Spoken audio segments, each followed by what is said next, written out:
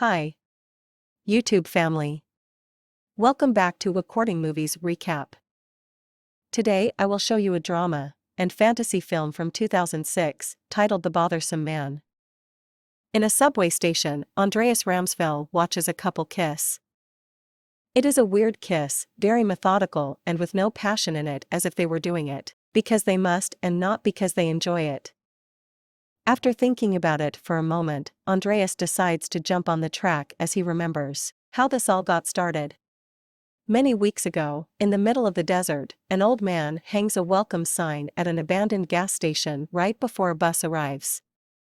This bus drops a scruffy-looking Andreas, who has no idea what is going on. Now that Andreas is here, the old man takes the sign off and then drives the newcomer to the city while making mindless small talk. The area is clean and perfectly peaceful, perhaps too much so. Andreas is given an apartment of his own and a job as an accountant before he is left to his own devices for the night. Exploring the apartment does not take long since it is small and only has the bare necessities, not even the smallest decoration, although it does include some clothing as well, even if they are very simple suits.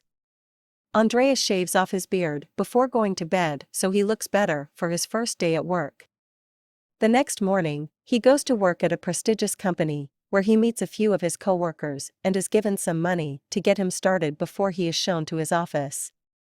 Like his apartment, the office is small and only has the bare necessities, so Andreas spends the day punching numbers. He only takes a break to have lunch, for which he goes to a bench near the office. On his way back, he notices something disturbing in a house across the street: the body of a man stuck in the railing of an apartment building. Nobody in the area seems to care, they all continue with their lives as a group of cleaners come by to remove the body without showing any care either, they just treat it like a bag of trash to be taken out. When Andreas returns to his office a moment later and looks through the window, the railing has already been cleaned and there is no trace of anything strange happening there. After work is over, Andreas goes to a bar, but he does not have a very good time drinking by himself. When he goes to the bathroom, he complains about the alcohol in this place being watered down because it has had no effect on him whatsoever. The man on the floor next to him disagrees, saying it has always been like this, but a voice from behind a stall door does agree. This voice thinks nothing tastes right, be it alcohol, chocolate, or women. Their talk is interrupted when more men walk in, but afterward, Andreas tries to follow the man from the stall when he leaves the bar. He sees him enter a building and turn on the light in one of the basement apartments, from which delightful music comes out. Andreas begins living in a boring and mindless routine of just working and having dinner that tastes like nothing in front of the TV.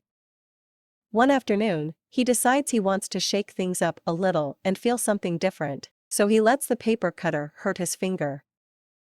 When his co-workers come to check on him, they do not seem to be disturbed at the fact he has lost a finger, they just ask him why he is sitting on the floor.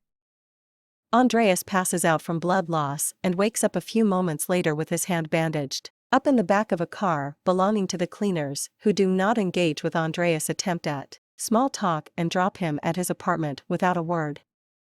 When Andreas goes to the bathroom to take off the bandage and clean the wound, he is shocked to discover his finger is back and well without even a scar. With a desperate need to get answers, the next day Andreas drives to the abandoned gas station in the desert and watches the man put up the sign to welcome a new person. When the bus begins driving away, Andreas follows it in his car, but he quickly loses sight of it, so there is nowhere for him to go. Andreas goes back to work and finds his boss in his office, reminding him that they want him to be happy. They allow Andreas to ask for anything he needs, be a new computer or a new chair, and he can take as much time as needed for his lunch break. However, Andreas turns him down and assures him he is fine. Today he decides to have lunch in the company's cafeteria and joins the table his co-workers are at instead of eating alone. He manages to fit in by joining a conversation about furniture, and this earns him an invitation to a dinner party.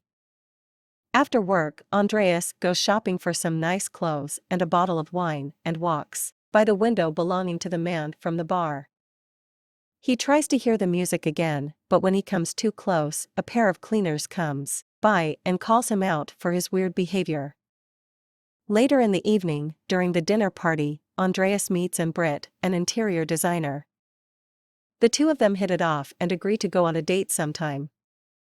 The hole eventually becomes a tunnel, and Andreas and Hugo like to sit in it and have coffee while listening to the music and hearing the adorable sound of kids laughing. One morning, Andreas goes to work only to find out he has been replaced with a new person.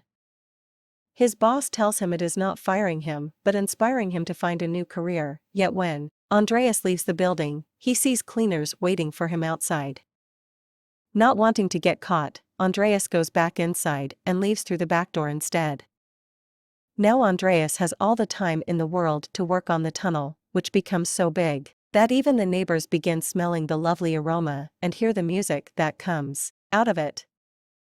They come to knock at Hugo's door, so he sends them away saying they are fixing a leak, but this only causes the neighbors to gather around the window outside. Eventually, they reach the end of the tunnel and the hole, is actually on. Andreas inserts his hand through it and it comes out in a beautiful, colorful, bright house with the sound of children playing outside echoing in its walls. Andreas' hand is waved around and he manages to grab some freshly baked cake, which he proceeds to eat and marvel at how delicious it tastes. He is so in love with this cake that he barely reacts when cleaners finally arrive to take him and Hugo away. A few moments later, Hugo is allowed to leave, but the cleaners take Andreas to meet the city leaders, who tell him people are happy there and they are proud of that. Afterward, the old man comes to pick up Andreas and a pair of cleaners in his car while a different group of cleaners seals the hole in the basement and cleans everything so it looks like nothing happened. Andreas is taken back to the abandoned gas station and when the bus comes by to drop off a new person, the cleaners put Andreas inside the luggage compartment.